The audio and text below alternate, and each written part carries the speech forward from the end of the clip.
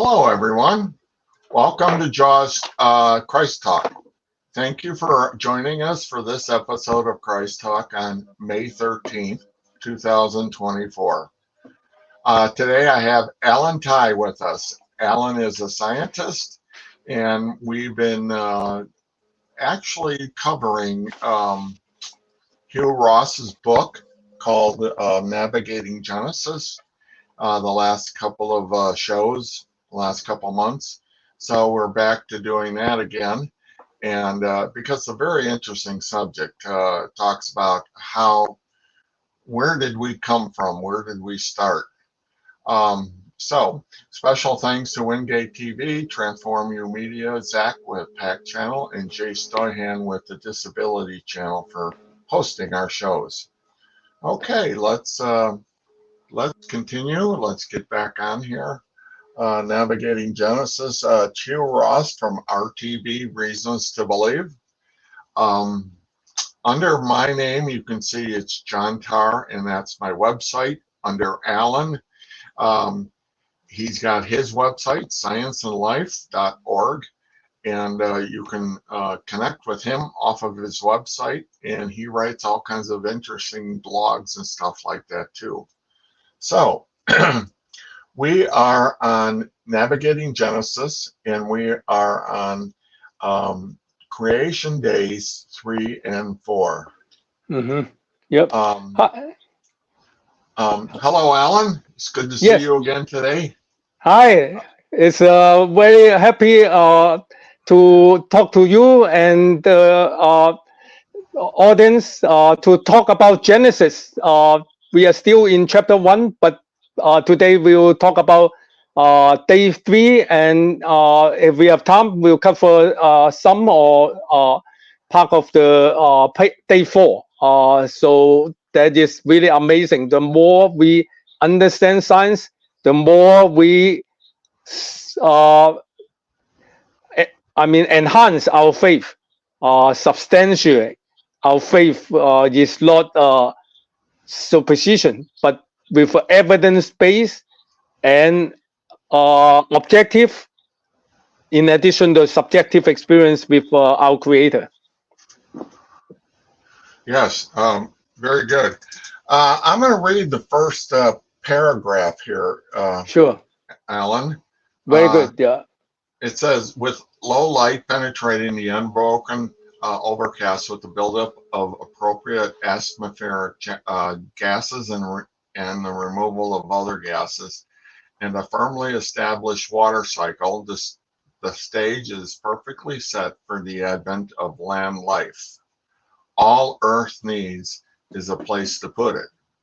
That place is just what the Creator provided on day 3. So, would you like to take over here? Sure. Thank you for the introduction. After the first day and second day that John just read the introduction, now we are in the position of day 3. Day 1 is prepared for day 2. Day 2 is prepared for day 3. Okay, so all this event is very meaningful because without all this sequence, human life will not able to live in this earth. So day 3, according to Israel tradition, it is double blessing. Why? Because you will see that in day 3, God in here talk about choice. It was good. Like verse 9, the whole thing in this earth was covered with water. Human being cannot live in ocean alone because we need the food and the plant and the land, right? So we may able to live in the boat. If you take the cruise, I have a relative, he retired and went to cruise for 2 months. But after 1 month, he more or less enough. He want to go back home. Yeah, so we cannot live too long in the water without resources and the land. Okay, so we are seeing how God start this, because when He say things will start going according to God's speaking, so His word is so powerful. When He command, things start to change. Even when water was covered, Genesis is give another introduction how the earth or the land appear. But in a different part of the Bible, including Song, it actually describe more detail how God command the land to raise up so that prepare the environment for the future human to start. Not only the community, but the goal is to manage and to rule the earth. Okay, so now we are in day 3, and the Genesis say, and God said, "Let the water under the heaven be gathered together unto one place, and let the dry land appear." And it was so. Okay, so according to science, we know that it take a while. It's we already talk about the day here is relative, and it could be a period of time, not just one day, 24 hour. Uh, and God have a way. Even He say creation day is day 3. It could mean billions year in humans timing or scientifically. Of course, God is above the time. Even He can easily see one day in His time as 1 billion years. But what the science was saying is that for its first 750 million years, Earth alternate between total and near total water coverage. Okay, with a few volcanic islands occasionally popping up above sea level. Then, with ongoing plate tectonic activity, Earth experienced a period of rapid growth in continental landmass. The current continental growth rate, mostly from tectonic activity, is only slightly greater than the shrinkage rate caused by erosion. So there is some figure that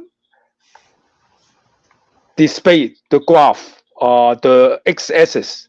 I don't know, John, you can show it. It's in the one of the page in page 48. There is graph. I verbally describe. So the x-axis is billions year after the beginning of the Earth. Okay, Right. and Right. the landmass coverage for the first billion year is not that much, little bit. Actually, there's a latest scientific publication. It confirmed this process. It gives a more fine tune. It happened at 2 billion years after the age of the Earth. Or suddenly, the land start from few percent within, relative speaking, like million year or so, go up from few percent all the way to close to 30%. That's amazing. I mean, that's exactly what God was saying in Genesis 1:9.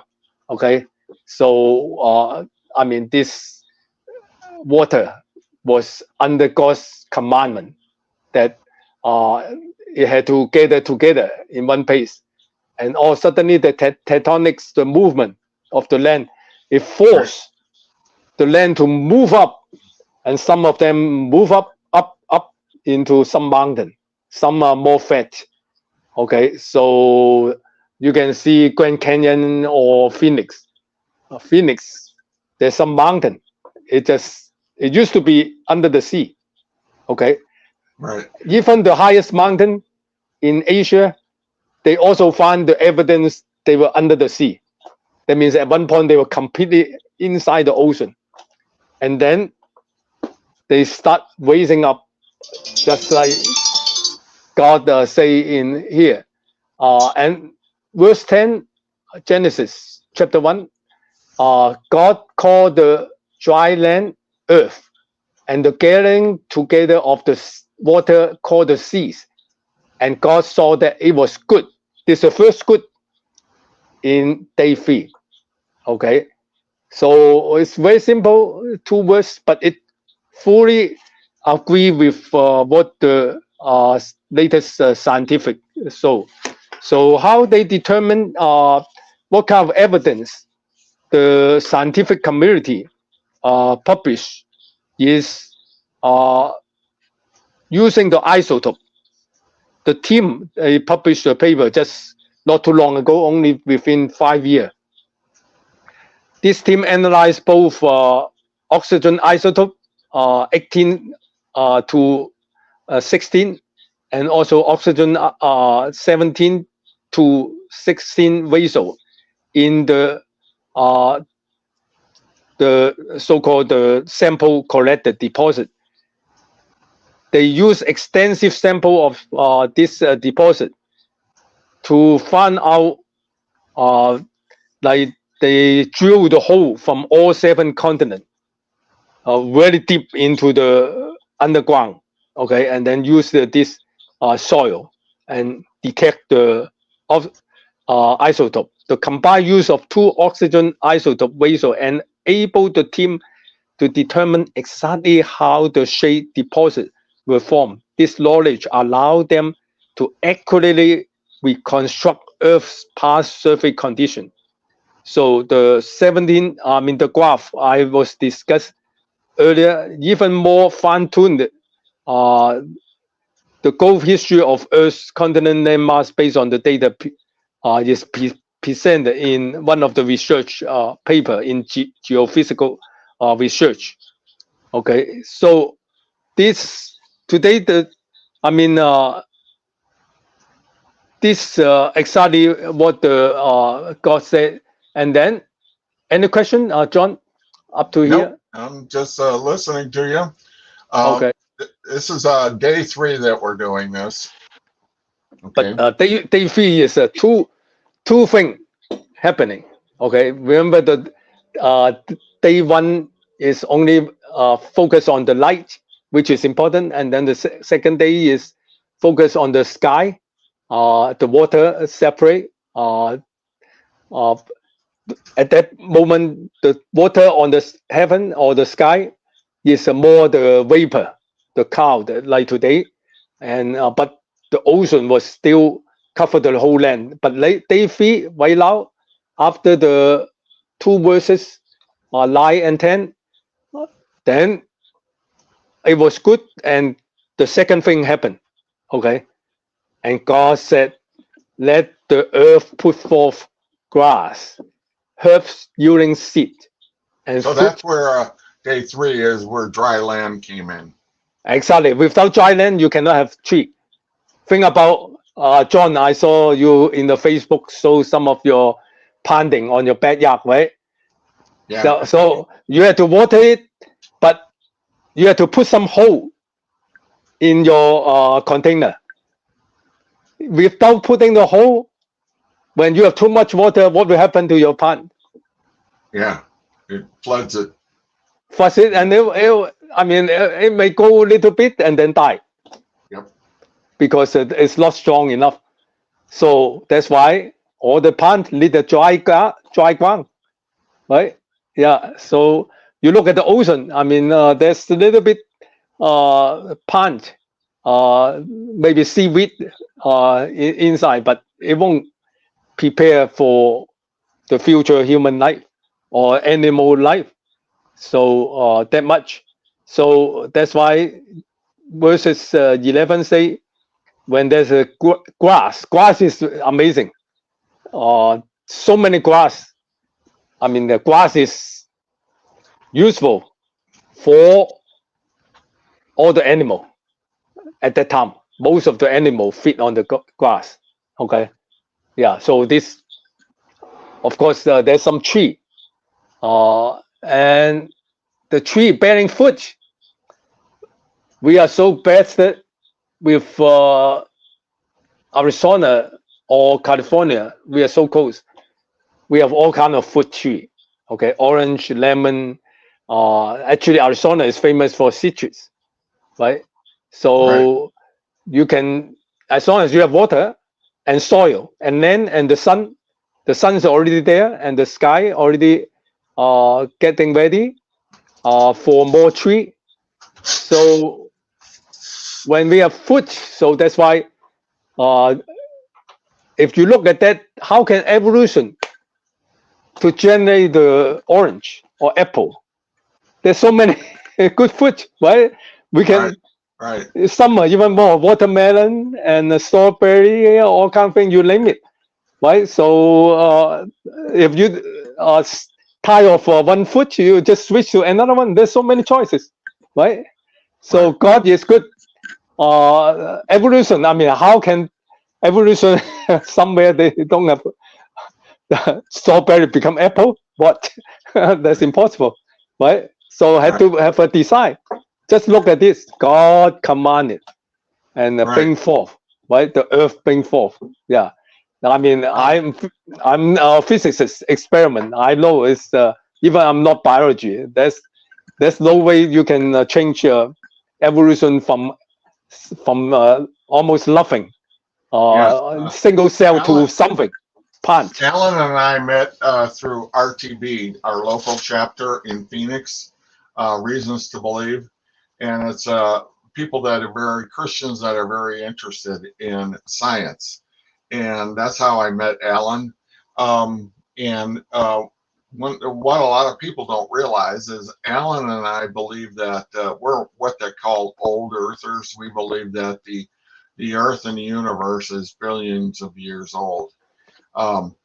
But we do not believe in evolution. There are too many problems with evolution, and there's a lot of scientists that are talking about evolution. So when Alan's talking about that, he's talking about evolution is not a thing that can happen. So we really believe that God spoke all life in the universe into being with his words. So I just wanted to interject that just a little bit there.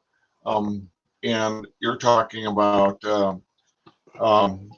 verse 11. It says, "Then God said, let the earth sprout vegetation, plants yielding seed and fruit seeds on the earth, bearing fruit according to their kind, with the seed in them." So it doesn't really talk about things evolving. It's talking about that they're already a certain type of a plant, certain type of a fruit that is growing and things like that. So, exactly. So that's what's going on. You see, and in 12 fans, you read some of that, but near the end of the 12, the second good. I mean, first the good is the land appear, God saw it was good.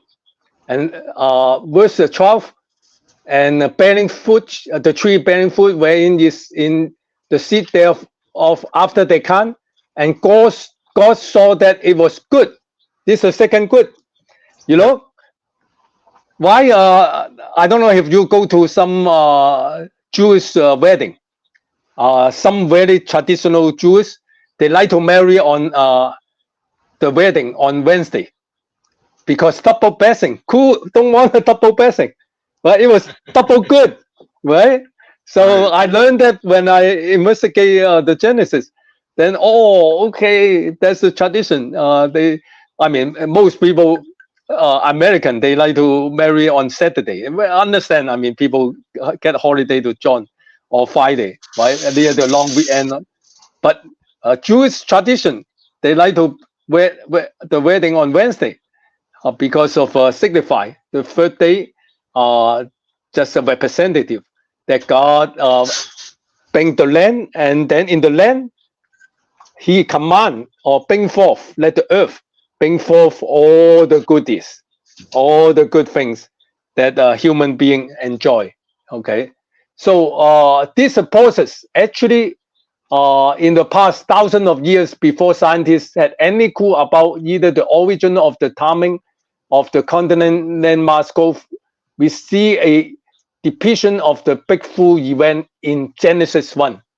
The ancient text accurately describes the geophysical history of Earth. In addition, in Psalm 104, implied that though the entire surface of Earth was once covered with water, again, and repeat again in Psalm 104, with more detail, a time came when God sent this water to its assigned. God, as a designer and creator, he assigned the location, and the dry land was here to stay. He commanded where the water will stop, and he commanded where the land will go up and stop, okay, and stay. So that's why the song is proclaim, you or the God set a boundary the water cannot cross. Never again will they cover the earth. The implication in this passage concerning the Genesis flood event are addressed in later chapter. Okay, so people may ask, how about the Noah's Ark, right? So that's a different story. That's a subsequent the judgment of God on humankind when the whole earth at that time was wicked, except the family of Noah. So then at that time there's another flood to cover the earth at that part of the land where the people was stay there as a community. But let's come back to song 105, 104. That it was amazing. Yeah. So actually, when you look at this sequence of event in my church, the Sunday school class, one student asked me a good question. He say, how come the day 4 there is two light, assume sun and moon, right? Right. So the punch, how come it come before the sun? Scientists know that the plant need photosynthesis, right? So if the sun was created, that's what they thought, in day 4, then it seemed against the latest science. Not at all. If you interpret accurately, remember day 1, let there be light, and the observer was in the surface of the earth, not outside the earth. Okay, so Genesis 1 verse 1 and 2 already say the heaven and earth was already created, already there. The earth was already there, the sun already there. Okay, so day 4, God didn't say he created the two big light. He just say he make the two great light. Okay, so that's why day 3 actually there's some light penetrate into the earth. Remember day 2, there is water above the sky. Those are water vapor, very thick moisture cover the whole earth. So in that case, it can be ice or something. We don't know yet, but it's for sure. We know the top atmosphere is full of water. Long time ago, okay, and because of the thick cloud, and also the atmosphere is not yet to reach the oxygen level we have today, so the whole earth was not transparent but translucent, so light can penetrate somehow, not as much as today, but good enough for day 3's photosynthesis. Okay, right. I mean, Right. so That was a good question. That was a good question that he had. Exactly. Yeah, people may question. I mean, it's good to ask question, but not to use it as against the truth or the Bible.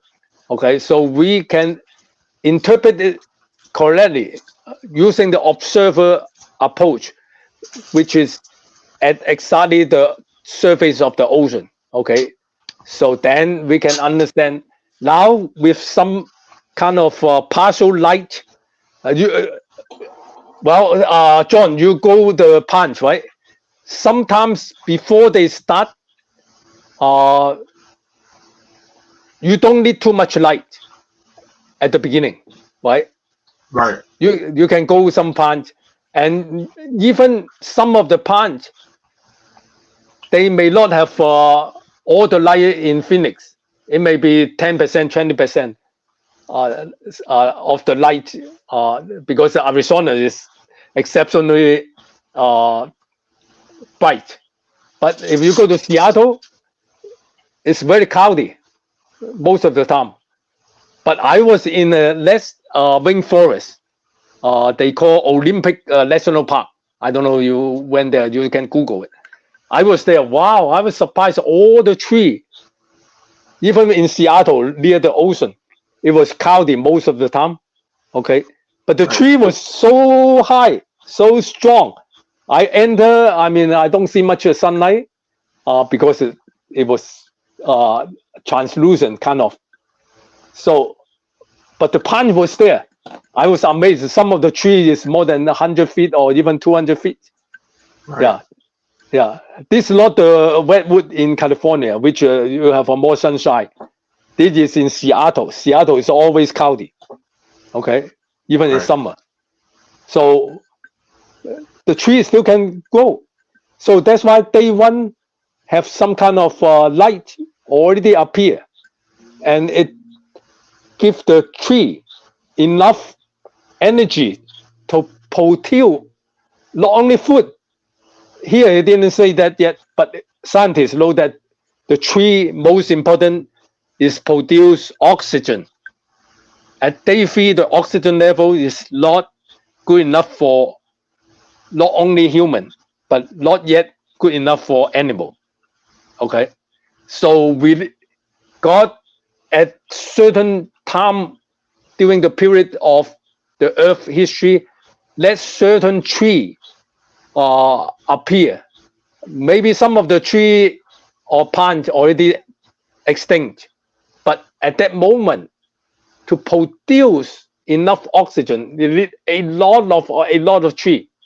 Okay, so day 3 have so much tree, so slowly oxygen is built up for the human to come in. Okay, so the oxygen level is very important that it will be just right, the timing. All this orchestra by our creator. Okay, without the wisdom of the creator, we can never survive in as a human being on this earth. Okay, so let me see, the oxygen level we already talked I believe little bit last time, but I can mention again.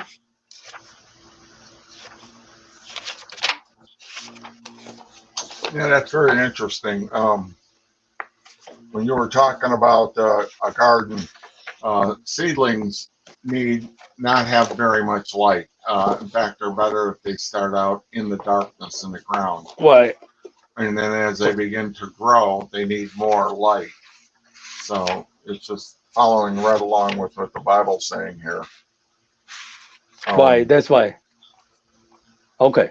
Yeah. So the oxygen level, actually, there's a graph from I think Genesis, navigating Genesis, and also the new book by he was executing inerrancy. Okay, so that book is just come out last year. So it also mentioned with latest scientific research, the oxygen level after the land appear in 2 billion years after the Earth, it start have more, few percent and then 5% and slowly go up until about 4 billion, which is from the age of the Earth. All suddenly the oxygen level build up strong enough to 10%, and then a quantum jump to 20%, similar to what we have today. Okay, so we were talking about last time that because of oxygen 20% and nitrogen close to 80% or 79%, and then carbon dioxide little bit percent, so that this is the best optimized composition of air for human to breathe. Today, you and I don't need to pay any money. Like the electricity, we have to pay. The more you use electricity, the more you have to pay, right? But oxygen, right, feel free. You can breathe more and breathe less. And the composition just right. Okay. But if you go to the very high in the mountain, like elevation more than 10,000 feet, some people may have trouble to breathe because right, oxygen level just go down 1 or 2%, you have trouble. Okay, so God give us a right amount of combination of oxygen. Why? Because it need the tree to be there to with the light just enough, so that the tree continue to contribute oxygen in billions years. Okay, and then at the right time, in about I believe a few million years ago, the oxygen level was so good that maybe 400 million years ago, then the life will start to be generated. We will cover that in the future, day 5 and day 6. But today, we will just focus on this amazing story of what God has done in the creation day 3. Okay, so Song 104, a creation song written roughly 3,000 years ago, make mention of a process that reflect the extension and speciation we observe for that match with the fossil record, which will bear witness that there's some mass extinction and mass precipitation event have in fact occurred at this rate. Okay, I'm talking about the tree, some kind of species come and go. This timing happened to match the way at which the sun passed through the galactic plane as it makes its 250 million years orbit about the center of the Milky Way galaxy. Okay, so it just there's the tree for some reason was optimized to produce oxygen, and when there's enough oxygen, the sky become more clean up, and all the so-called other atmosphere, like actually I have a chart that can tell me what are the like the Mars, most of the atmosphere is carbon dioxide, and then for Venus also carbon dioxide. Think about most of the air is carbon dioxide. There's no way human being or other animal can survive. Okay, but in Mercury, it is sodium. Sodium gas not good for any life. And then for Jupiter, the atmosphere is full of hydrogen and helium. It's no good. I mean, pretty much you cannot breathe with hydrogen and helium, right? In other planets. So only Earth is so unique with oxygen. Oxygen rich, not exist in any other planet. I mean, I'm not sure if in other galaxy, maybe they can find some planet with some oxygen, but not to the level that we have on Earth. Okay, so it's very unique that we have for 20% oxygen, and the carbon dioxide cleaned up by the tree. Okay, so Yeah. Psalm 104. Let me read some of the verses. 27, verse 27, Psalm 104 in the Bible. All creatures look to God to give them their food at the proper time. When you give it to them, they gather it up. When you open your hand, they are satisfied with good things. When you hide your face, they are terrified. When you take away their breath, they die and return to the dust. When you send your spirit, they are created, and you renew the face of the ground. These words do seem consistent with the fossil records, extinction, and spaciation cycle. So all this is amazing that reflect the wisdom of how God was using all these things to give a human being a unique atmosphere and space and time to live in this earth. Okay, so this fully produced or mentioned in this day 3. Yeah. Any question or feedback for day 3 before go to little bit on day 4? No, that makes a lot of sense. Everything that you're explaining on here, day 3 is really a precursor to day 4 about what's coming. Right. Yeah, that's very good, very good. Hugh Ross does a really good job in navigating Genesis, helping people. I would highly recommend it if you want to have a book to really go through and to study yourself. And if you want to teach it to somebody else, like Alan is teaching this with us, we really appreciate Hugh Ross and Reasons to Believe and everything that they write about. So thank you, Alan. We are going into day 4 now. Yes, yeah. So can you actually read if you have the Genesis chapter 1, and you can start with 14 to 18. Okay. Okay, let me go back in here. Genesis, yeah. We're going into Genesis 14. Mm-hmm. Okay. Then God said, "Let there be lights in the expanse of the heavens to separate the day from the night, and they shall serve as signs and for seasons and for days and years." And then 15 is, "And they shall serve as lights in the expanse of the heavens to give light on earth." And it was so. Interesting. Yeah. So from just reading this verse, what's your impression about day 4?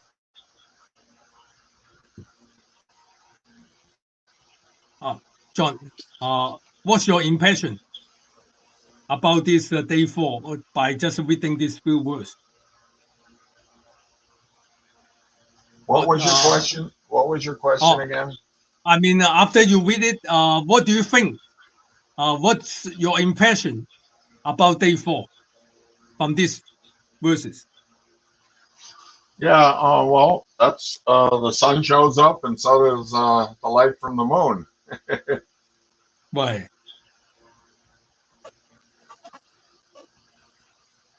Yeah, that's and it all says he also made the stars also.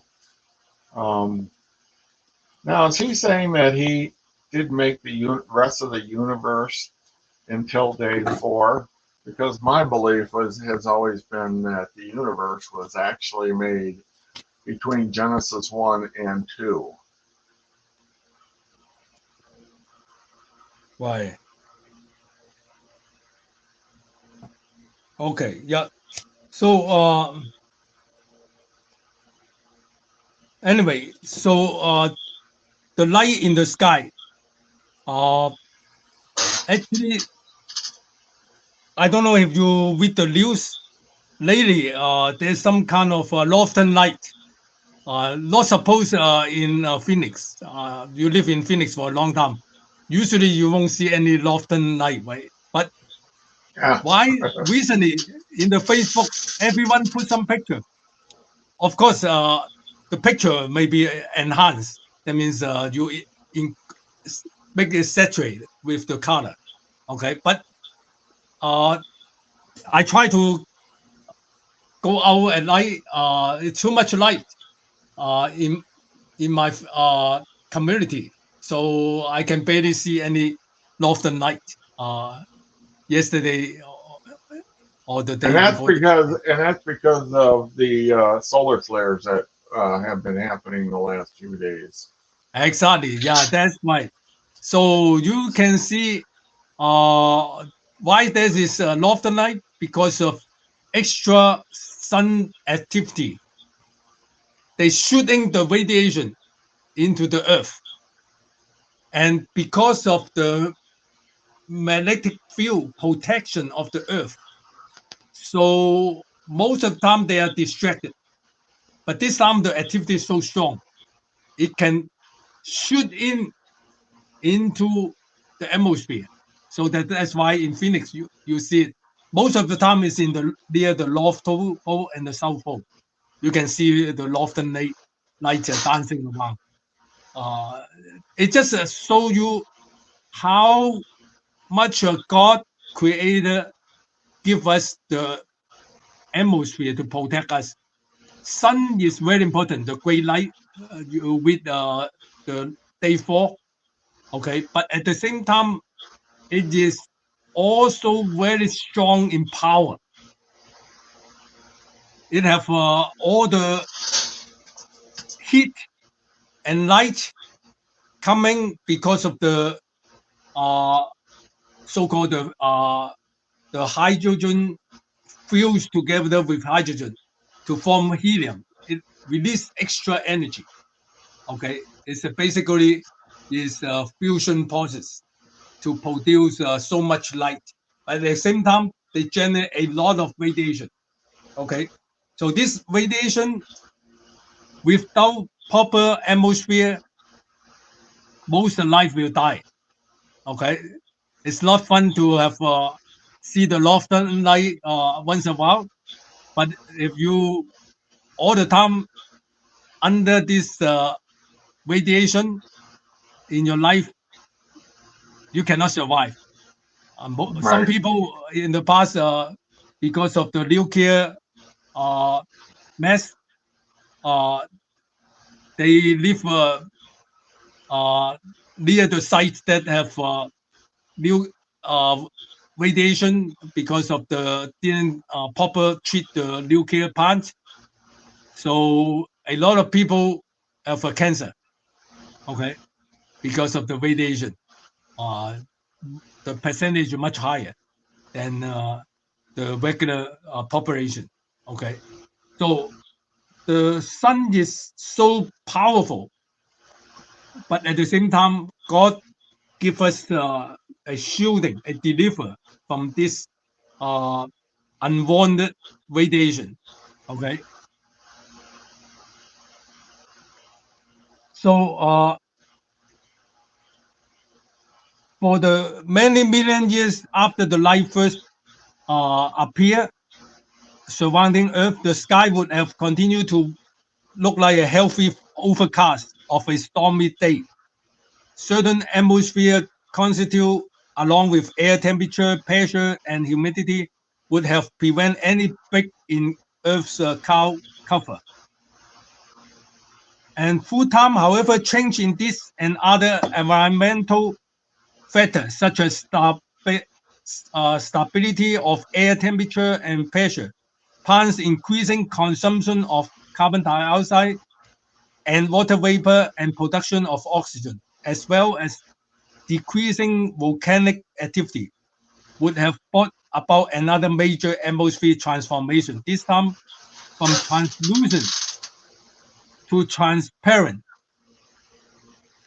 John, I hear some background noise. Is there somewhere causing that? Oh, it might be a fan. Here, let me see if that goes away. Did it go away? Yeah. Okay, sorry. Yeah, thank you. So, at least for some brief moment, probably only a few at first, the clouds would break, making the sun, moon, and star visible to creatures on Earth's surface. So the plant on day 3 had helped in removing carbon dioxide and water vapor from Earth's atmosphere. So in this case, eventually, the atmosphere is become transparent. Now we can see the sun.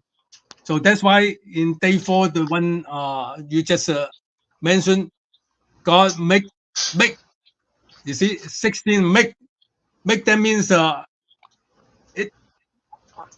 we shape it.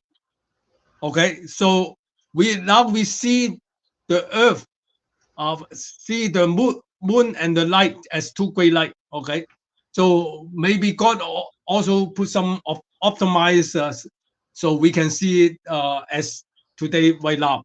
Okay, but the sun and the moon already there, but right now God make it with the atmosphere, we can see it. Okay, and so that the greater light, which is the sun, it's interesting in here. God didn't mention using the sun. It's just a greater light. Okay, so it refer to day 1. There's already have light. Okay, but this, so relatively speaking,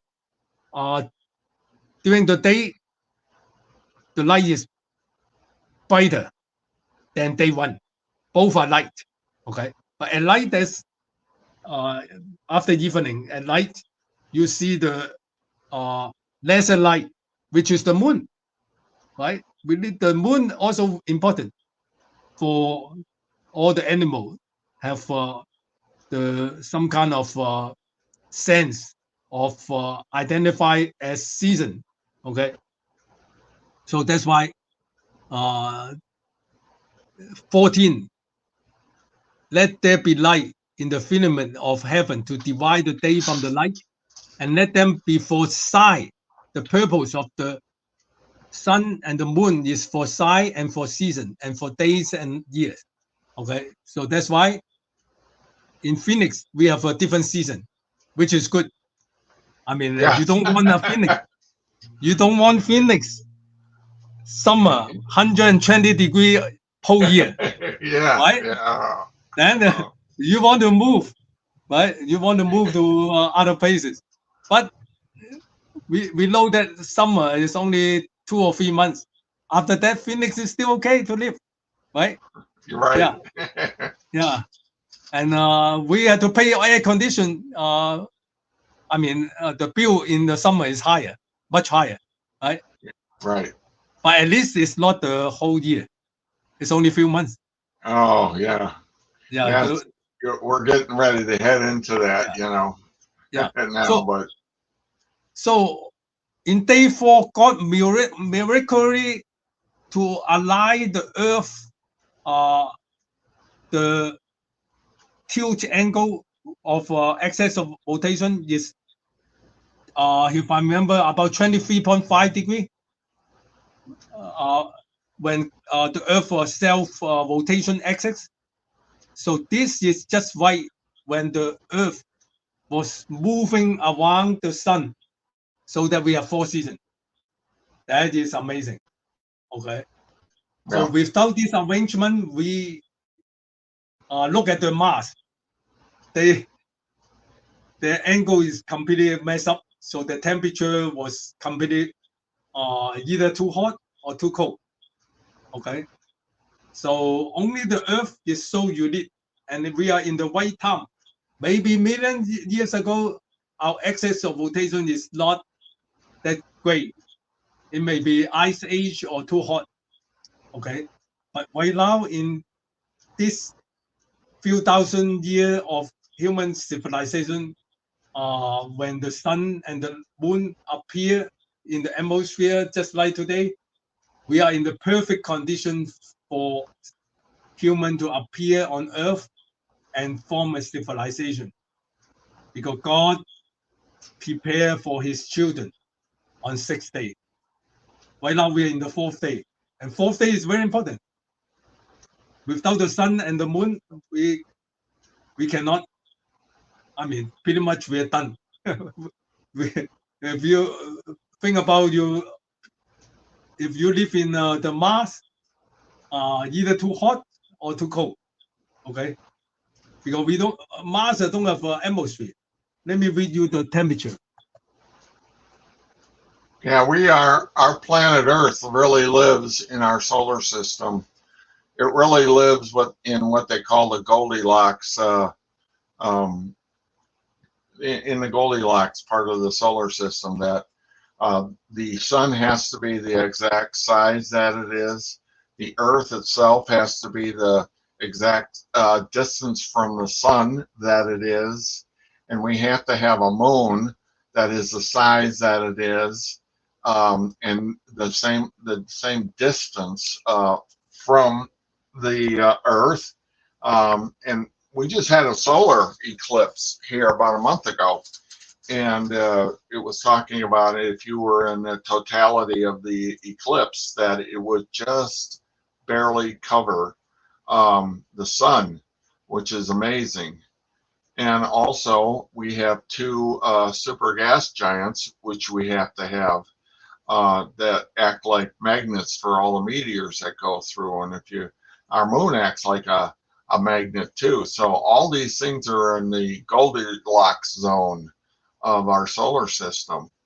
And if you go further, you can see where the Earth sits on the Milky Way. It's really in that Goldilocks zone too. We're in a space where we can see the rest of the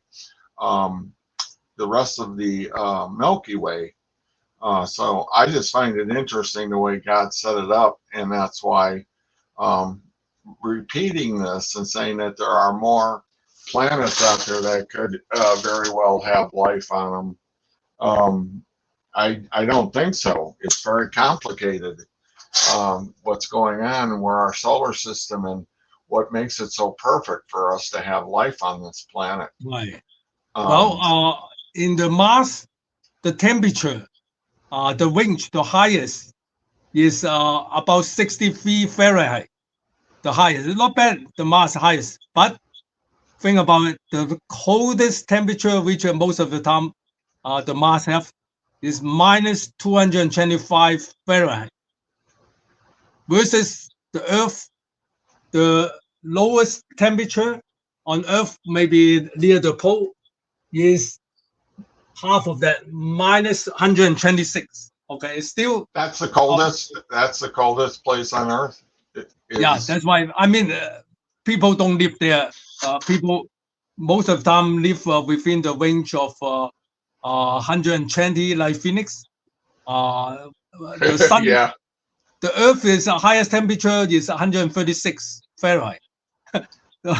And you don't want to live there too long. I know Phoenix, one day the highest record is 122, which all the airplane stopped because too hot. I remember that. That was about 20 years ago. I remember that day. Yeah, so too hot is not good, but too cold. I remember someone told me they live in Maine or New Hampshire, or Maine is even colder. So they are minus 50 Fahrenheit in the winter, and they cannot start the car. They have to use a special engine oil. Not only that, but starting a car is very painful because too cold. look at the Mars, is minus 225. That's no way. I mean, most life will die. Yeah. Yeah.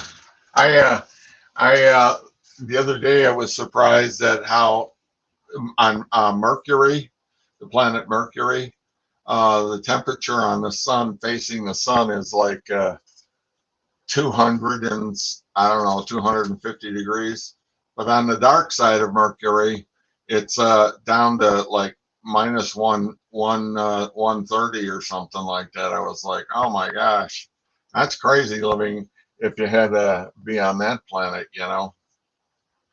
Okay. Yeah. So again, on creation day 4, the sun, moon, and star became distinctly visible from Earth's surface for the first time. Okay, day 4. Verse 14 also explains the significance of this new visibility. It allowed this light to serve as sign to mark season and days and years. For whose specific benefit do they serve as signs? Now the zoologists, the people study the animal, now recognize none of the life form that exists prior to the 4th creation day need to know where the sun, moon, and star are in the sky. However, this early life lacked complex biological clocks. Okay, but in all the life described after day 4, that means day 5 and 6, are sufficiently complex to require awareness, at least on occasion, of the position of the sun, moon, and star. This awareness guide their instinct as to the best time to feed, reproduce, migrate, and hibernate. Okay, so day 4 describe this sign to make the animal. You know, some animal they like the fish.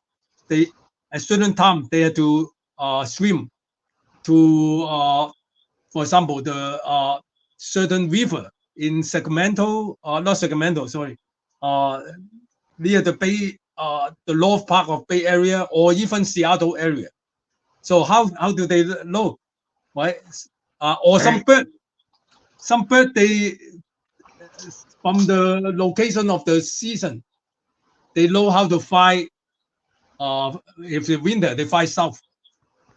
They are not as smart, but there's a built-in biological clock. They look for the sign from the moon or the sun, so that they go south.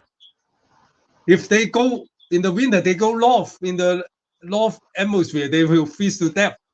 Right. So God give this season, and Hey, Alan, yeah. we're running out of time here. We only Okay. have less than 2 minutes. Okay. I just wanted to say that Alan has written a book. Do you have a cover of the book there with you, Sure. so we can show it? Yeah. You can go to scienceandlife.org. That's Alan's website, and you can purchase his book. You can order it through Amazon. I think it's called A Scientist's Perspective on God, and it's really good. It's really a good book, and it's a paperback, so it's not super expensive. Yeah. Also, A physicist's perspective on God, wisdom. yes, I mean the roadmap to wisdom through science and life. Yes. okay. And also, Alan gave a talk about a month ago on at our RTB group, and that was on the Big Bang and how the universe was formed. And we're going to get it up there on his website, so you can. That was downloaded onto YouTube, so you can see it. So, Yeah. It's in the YouTube. Yes. next month we're gonna go into day 5 and 6. So Maybe I will. finish. Still have a little bit on day 4. So Yeah, then we will continue. Yep. very good. Alan, I will see you in June, and thank you for today. And it was very interesting. So with that, we're going to end it, our podcast here, and we'll see you next month, Alan. Okay. Bye. See you later. Okay. Thank you. Have a good May Yes. before the summer.